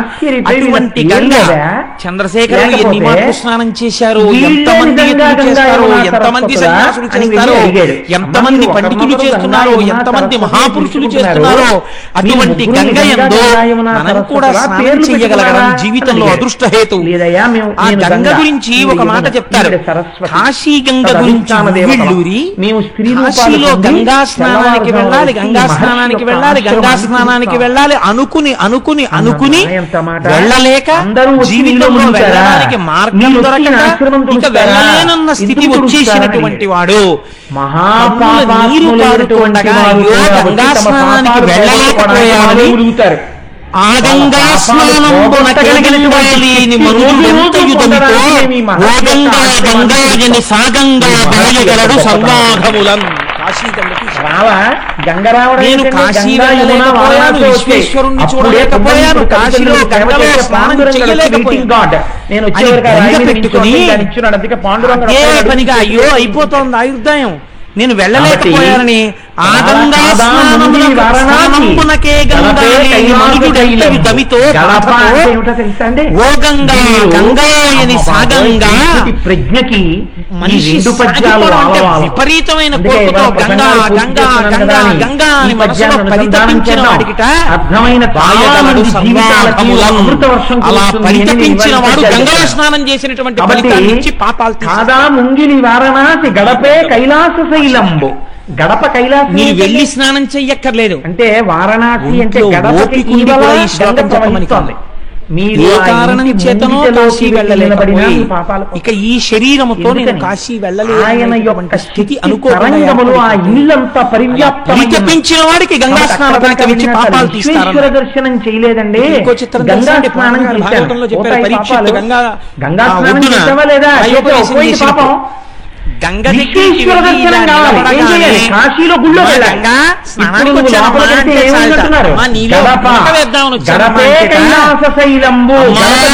అని పిలిచిన నలు అక్కడ మీరు నీ రూపము లోపలికి లోపలికి వెళ్ళాలంటే గడప దాటి వెళ్ళాలి. ఆ ఇంటి గడప దాటినంటారు ఒక్కొక్కడు. ఆ ఇంటి గడప దాటినంటే ఆ ఇంట్లోకి వెళ్ళాలి. ముందు శత్రుత్వంతో గడప కైలాసం అంటే ఏంటి?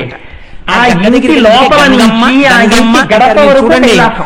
కృష్ణమ్మ, గోదావరమ్మ, నర్మదమ్మ అలా వరకు కైలాసం ఏమిటి? గంగమ్మ గంగమ్మ కాశీ ఏమిటి? బయటది కాశీ ఏమిటో మీకు అర్థమైందని నేను అనుకుంటున్నాను. ముంగిలి వారణాసి, ఆ ముందుకెళ్ళి నిలబడితే చాలు మీ పాపాలు పోతాయి. అటువంటి ఆరాధకుడు వచ్చాక కళ్ళు లోపల కైలాస శైలంబు. కైలాసం తెలుసా అండి? అమ్మ అంటే అమ్మ భరించాలి, గంగ భరించాలి కైలాసం. కాబట్టి ఆ గంగ ఉన్నదే పార్వతీ అని పిలిచిన నరు ఎంతటి పాపాత్ముడైనా సరే పార్వతీ పరమేశ్వరుడు ఆడుకుంటున్న స్థలము రక్షించగలవమ్మా అంటే చాలట అని ఆడుకుంటుంటే నరవడంలో ఆనందం, పరిగెత్తడంలో ఆనందం, దెబ్బలు అన్నా కూడా అమ్మ అమ్మ అమ్మ ఆట అయిపోయాక పర్వాలేదమ్మా పర్వాలేదమ్మా అని పరిగెడతారు. కాబట్టి పార్వతీ పరమేశ్వరుడు నీ రూపముతో ఆనందమానుష్కృతమైన ప్రదేశము. అది అక్కడెందుకు? ధవళ వస్త్రధారివై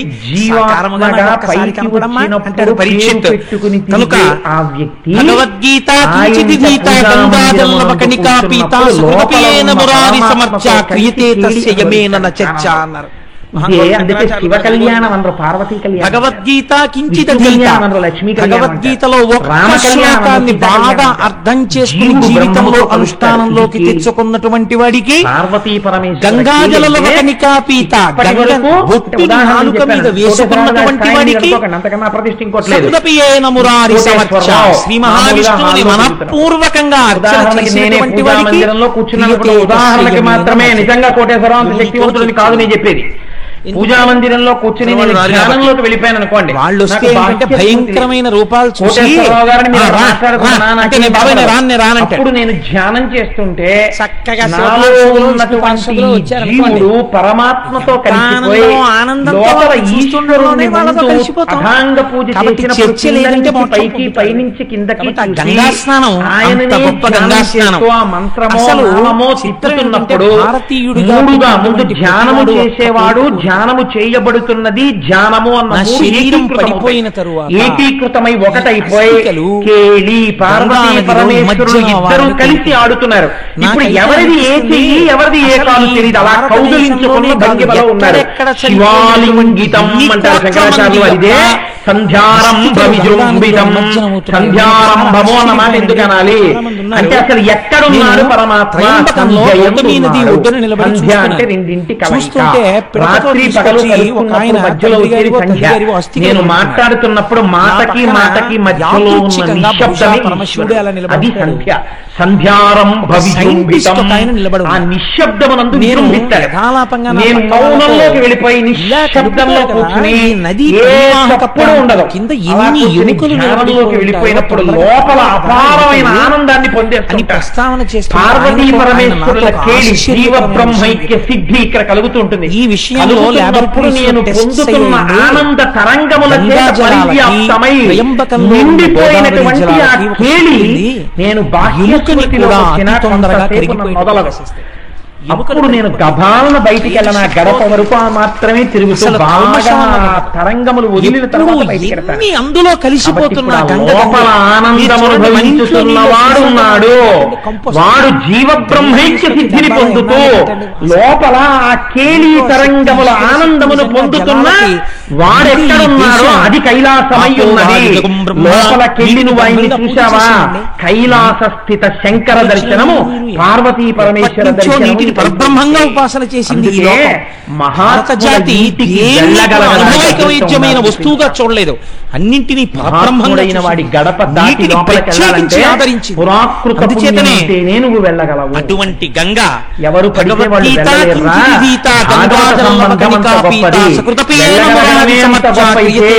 ఆయన వరస పెట్టి పిలిస్తే శాస్త్రంలో చెల్లెలా అన్నాడనుకోండి, ఎవరినో అయిపోయిందంటే వాళ్ళ జన్మ రహస్యం చెప్పండి. ఒక గొప్ప నిష్ణాతుడైన భక్తుడు ఎవరినైనా చెల్లెమ్మ అని కలిగిన మాట ఒకటి చెప్తారు. భార్య అనగా పురుషుని విశ్రాంతి స్థానం. చెల్లెమ్మ అని ఆయన పిలిచిన తరువాత ఆవిడ అమంగళకరంగా ఏడవలసిన అవసరం కలిగితే ఆయన బాధపడి ఇంటికి రానివ్వండి. ఆవిడ్ని చూడగానే భాగవతులతోడి సంబంధమును ఉండాలి. సంబంధం అంటే నా ఉద్దేశం రసంలో చక్కటి అంతటి పవిత్రమైనటువంటి అనుబంధముతో ఉండాలని శాస్త్రం చెప్తుంది. చేతకాని మొగుడని ఎదురు తిరిగితే భర్తని చంపుకు తిన్న పాపం ఉన్నవాడు జ్యోతిర్లింగ దర్శనం చేసి బయట కాశీ ఇంట్లో కైలాసం సృష్టిస్తున్నాడా? ఏం పర్వాలేదు, ఈశ్వరుడు ఉన్నాడు, మీరు బెంగ పెట్టుకోకండి. జ్యోతిర్లింగాలు కాబట్టి పురుషుడికి భార్య విశ్రాంతి స్థానం. విశ్రాంతి స్థానం కనుక ఆయన మనసు గెలుచుకోలేదు. అనురాగం అంతా ఎక్కడుంటుందంటే ఆవిడ. ఇప్పుడు మళ్ళీ వెనక్కి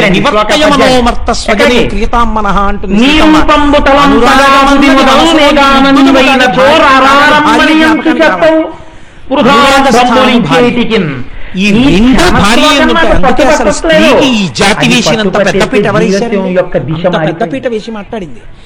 కాబట్టి అనురాగమును పరమశివుడికి అనురాగం ఏమిటి? ఆయన మహానుభావుడు, గొప్ప జ్ఞాని. అటువంటి అనురాగాన్ని అనురాగాన్ని 4 చూరగొన్నాయి. అందుకే శాస్త్రంలో అంటారు శివుడికి 4 భార్య. మీరు చూడండి, పరమాచార్య స్వామి వంటి వారు వారికి అనురాగాన్ని 4 చూరగొన్నారు. ఒకటి గౌరీ ఒకతే, ఆకాశ గంగ ఒకతే, కాశీ ఒక్కటే, దక్షిణ కాశీ ఒకతే, నలుగురును శంభునకు లోక నాయకునకు రాణి వాసంబులను రాగ రసము పేరు. రాగరసం చేత, అనురాగం చేత, ప్రేమ చేత, ఆయన యొక్క ఈ 4 భార్యాస్థానాన్ని పొందారు. ఎవరు? గౌరీ. పేరు చెప్పబడి ముందు గౌరీ ఇంద్రుగాని ఎందుకు అసలు గౌరీనామం వచ్చిందో, పెళ్లిళ్ళలో గౌరీ తపస్సు ఎందుకు చేస్తారో చెప్తాను. గౌరీ ఒక్కతే, ఆకాశ గంగ ఒకటి. ప్రవహిస్తున్నటువంటి ఆ గంగ అంటే శంకరుడికి అంత ఇష్టంట. కాశీ ఒక్కతే, తన చేత నిర్మింపబడిన కాశీ పట్టణం అంటే ఆయనకు అంత ఇష్టంట. అందుకే వ్యాసుడి ఉంది. మా అమ్మగారు దక్షిణ కాశీ దక్షారామం అంటే నిలబడి గెంచారైన తన ఒంటికి రాసుకున్న విభూతి కింద పడింది. పట్లం కట్టించి దక్షిణ కాశీ విభూతి పట్టుకెళ్ళి నోట్లో. దక్షిణ కాశీ ఒకటే, నలుగురును శంభునకు లోక నాయకునకు ఇవ్వగలిగినటువంటి ఆయన యొక్క అనురాగాన్ని చూరగొన్న వాళ్ళు అవ్వడం వల్ల ఈ 4 ఆయనకి ఆరాధన చేసిన వాడు. మీరు చూడండి, ఇందులో ఒక గమ్మత్తు. నారుద్రో రుద్రమర్య. వ్యాసుడు మహాజ్ఞాని, వేద విభాగం చేశాడు, 18 పురాణములను ఇచ్చాడు. కాశీ అంతటి కాశీ పట్టణంలో పెద్దలైన వారు అడుగుని చూపిస్తే వెనకనున్న వాళ్ళకి అలవాటు. కాబట్టి వ్యాసుడి పరీక్షకి నిలబడగలిగినటువంటి వ్యక్తిగా విశ్వేశ్వరాలయంలోకి వచ్చి అందుకే నిశ్శబ్దం 7 రోజుల పాటు ఆయనకి అన్నం దొరకకుండా స్వామి పట్ల అమలు కానీ ఆయన మీద కేకలు వేయడం కానీ దెబ్బలాడడం కానీ చేయకూడదు. ఎందుకంటే శివుడి యొక్క 8వ వంతు అర్చకుడిగా ఉంటాడు. నీకు లేదు అధికారం. నందికి మధ్యలో అర్చక స్వామికి 300 మంది ఇచ్చేసి ఆయన అభిషేకం చేస్తున్నారు. ఈ కాశీ పట్టణంలో అన్నం దొరకలేదు కనుక పురుషుడికి కోపం మీరు అలా కూర్చో. కాశీలో అన్నం దొరకలేదు కాబట్టి కాశీ ఏ కోరిక ఉందో ఆ కోరిక తీరగలిగిన శక్తి నలుగురి భార్యల్లో చేత పరమేశ్వరుడికి. కాశీ జోలికెడితే ఊరుకుంటాడు. ఆయన ఇప్పుడు చేతిలో శాపజలాన్ని పట్టుకుని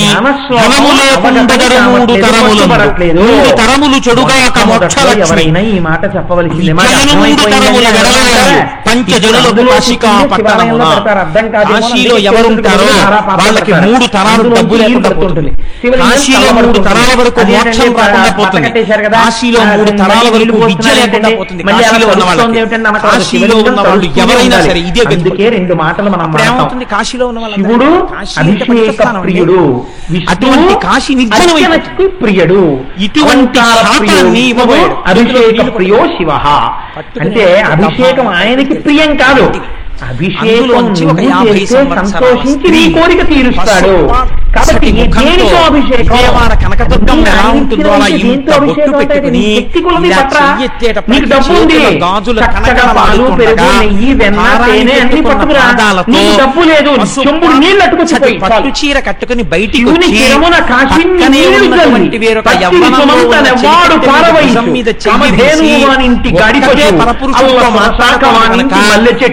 నోరు తెరిచి భిక్షలేదని ఇంత కోపింతూరయ్యా ఏదుందో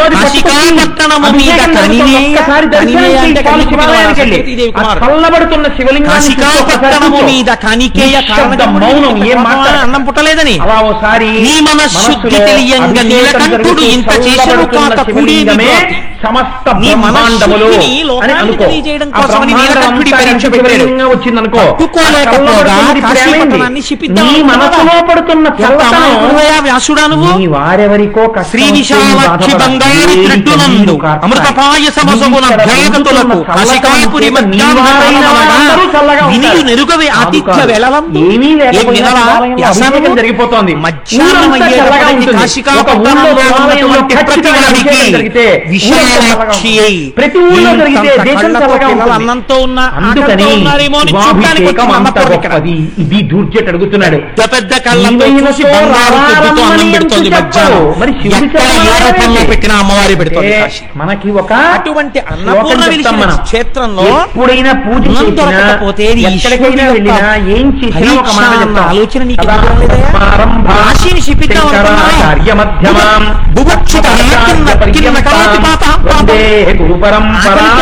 ఏ పాపమైనా చేసేస్తారనడానికి నువ్వే ఉదాహరణ. కాదు నీకు ఎంత కోపించునో ఎంత కిందుమౌలి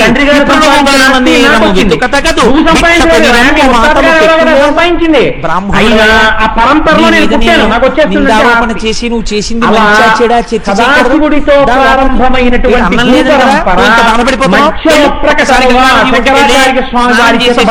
మధ్యాహ్న కాలంలో చేయబడిన అభిషేకం చేసుకుని కాబట్టి ఇప్పుడు నీకు ఆ ధ్యానం ఎలా చెయ్యాలో తెలియాలి. ఎవరి వలన చెయ్యాలి చెప్పవు. వెళ్ళాడు, గంగా స్నానం చేశాడు, సంధ్యావందనం చేసుకున్నాడు, అభిషేకం చేసుకున్నాడు, శిష్యులతో కలిసి వచ్చాడు. రావడం అందరూ వచ్చి కూర్చున్నారు. పాత్రలు పెట్టారు, మాట్లాడి చేతిలో ఔపోసం నీళ్లు పోసేస్తున్నారు. అర్చించరానన్ను నీకు భాగ్యం ఇస్తానని చెప్పి అర్చించేటటువంటి విధానాన్ని మాకు నేర్పేసి మా చేత అలా ధ్యానం చేయించేసి నువ్వు ధ్యానం చేసేసావని మాకు ఫలితాలు ఇచ్చేస్తావు. అలా నువ్వు వస్తావు ఒకనాడు, చెప్తావు తప్పకుండా మాకు. వృధారంభంబులింకేటికి పాలం ముంచము నీట ముంచము ఇక నేనమ్మినారంజుమి. నాకు ఆ నమ్మకం ఉంది ఈశ్వర. ఇదే ఇంకొక చోట ఈ భావననే నువ్వు వచ్చి చెప్తావు, మమ్మల్ని రక్షిస్తావు. ఇదే మార్చి ఒక చోట ఈ విశ్వాసాన్ని చెప్తారు దుర్జటి. పాలును బొవ్వయు పెట్టెదను కుడవరా పాపన్న రాయన్న లెమ్మన్న అరటి పండ్లు కొనితే లేకున్నం వలనంటే తల్లిదండ్రులప్పుడు అట్లే తెచ్చి వాత్సల్య లక్ష్మీ లీలావచనంబులను కుడుపరా శ్రీకాళహస్తీశ్వర చదవనివ్వండమ్మా, అలాంటి పిల్లలు చదువుతుంటే నా మనస్సు ఆనందంతో పొంగిపోతుంది. భవిష్యత్తరాలు వాళ్ళకి రావాలా పద్యాలు. కాబట్టి ఆయన అంటారు, పాపన్న పేరు కూడా ఎటువంటి పేరు పెట్టాడో చూడండి. బువ్వయు పెట్టడం కుడువరా పాపన్న.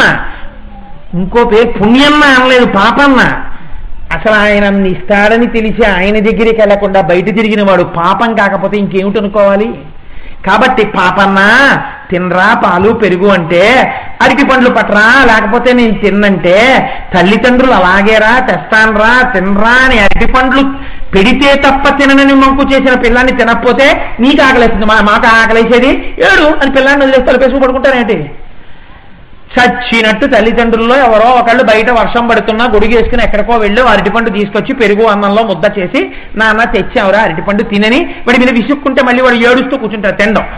నాన్నగారు అరటిపండు వచ్చేసింది అనాలి, అరటిపండు ఒలవాలి, ఒలిచి నాన్న చూసావా అరటిపండు, వాడికి నమ్మకం కల్పించాలి, మెత్తగా కలపాలి. వాడి మీద మీరు విసుక్కున్నారు అనుకోండి, ఆయన మీద విసుక్కున్నట్టు ఆయన ఆవిడ మీద విసుక్కున్నట్టు వాడు ఆవిడపోతాడు. అందుకని మా నాన్నగారు చక్కగా ఎప్పుడు అడగారు, అరటిపండు అడిగారు, చూసారా అరటిపండు వచ్చేసింది తీయగా ఉంటుంది, నాన్నగారు మీరు చక్కగా తినండి, గుటుక్కు గుటుక్కు మింగేయండి, ఇన్ని బతిమాలుకోవాలి కడుపులో అక్కసెట్టుకుని. ఇన్ని చెప్పేస్తే వాడు తినేసిన తర్వాత ఆఖరి ముద్ద మింగేసిన తర్వాత అప్పుడు మూతి తుడిచేసి మళ్ళీ ఎంత బెంగ, శ్రీరామరక్ష నాన్న ఇరుగు దృష్టి పొరుగు దృష్టి, నువ్వు ఆ పెరుగు ముద్ద తింటుంటే వాళ్ళు ఎవరో వచ్చి అరటిపండుతో పెడతారు ఏంటి అన్నారు అని మళ్ళీ బెంగెట్టుకోవాలి అని దృష్టి తీస్తుంది తల్లి. అలా నువ్వే ఒకనాడు వచ్చి చెప్తావు, శ్రీరామార్చిత పాద పద్మయుగల శ్రీకాళహస్తీశ్వర. రాముడి గొప్పతనం యజుర్వేదం తెలుసు. యజుర్వేద వినీతశ్చ వేద విద్భి సుపూజిత. యజుర్వేదం అంటే రుద్రాధ్యాయం. రుద్రాధ్యాయం తెలుసున్న రాముడు నరులకంతరికీ ఆదర్శమైనట్టే, ఈశ్వర మా అందరినీ కృప చేసి నీ దయా అనబడేటటువంటి ఆ అమృత బిందువులు చంద్రుడి నుంచి శివలింగం మీద పడి చల్లబడినట్టు మా అందరి మీద ఆ అభిషేకం జరుగుతున్నప్పుడు ఎలా చల్లబడిందో అలా ఎలా చల్లబడుతోందన్న రహస్యాన్ని మాకు తెలియచేసి మమ్మలను కృతార్థుడను చేయుదవుగాక. రాముని చేత అర్చనలందుకుని మమ్మల్ని అందరినీ మార్గదర్శకమైన రాముడు ఎలాగో, యజుర్వేదమనందే రుద్రాధ్యాయం ఉంది, రుద్రాధ్యాయం రాముడికి తెలుసు. అందుకే ఒక మాట చెప్తారు అయోధ్యలో ఉన్నటువంటి వాళ్ళు, రాముడు ఎన్నడూ కూడా ఒకరు చిన్న ఉపకారం చేస్తే పొంగిపోయేవాట, కానీ ఎవరైనా అపకారం చేస్తే మాత్రం గుర్తుపెట్టుకునేవాడు కాదు. ఎందుకు గుర్తుపెట్టుకునేవాడు కాదు? ఆత్మవత్తయ, అంతటా వ్యాపించినటువంటి శివస్వరూపం రాముడికి తెలుసు. కాబట్టే రాముడు ఎంత చల్లటి మనసుతో, రాముడు అవడం అంటే ఏమిటండి, ఎవడు నిరంతరము లోపల ధ్యానం చేస్తున్నాడో, శివుణ్ణి ఇక్కడ పెట్టుకున్నాడో వాడి మీద కూడా చంద్రుడి మించి అమృతపు జల్లు పడినట్టు వాడి మీద కూడా చల్లటి జల్లు పడుతుంటుంది, ఆ అమృతం వాడి మీద పడుతుంటుంది. కాబట్టి వాడు కూడా చల్లబడిపోతాడు. చల్లతనాన్ని అనుభవించి లోకాలు చల్లబడతాయి, మనం చల్లబడతాం, అందరూ చల్లబడతారు.